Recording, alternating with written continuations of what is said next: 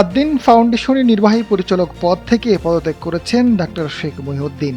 আদ্দিন কর্তৃপক্ষ এক বিজ্ঞপ্তির মাধ্যমে তার পদত্যাগের বিষয়টি নিশ্চিত করেছে। প্রতিষ্ঠানটির পরিচালনা কাঠামোয় এই পরিবর্তন ইতিমধ্যে কার্যকর হয়েছে। শেখ মহিউদ্দিন প্রয়াত শিল্পপতি ও আকিজ গ্রুপের প্রতিষ্ঠাতা শেখ আকিজ উদ্দিনের ছেলে এবং অনেকদিন ধরে আদ্দিন ফাউন্ডেশন নির্বাহী পরিচালক হিসেবে দায়িত্ব পালন করে আসছিলেন তিনি।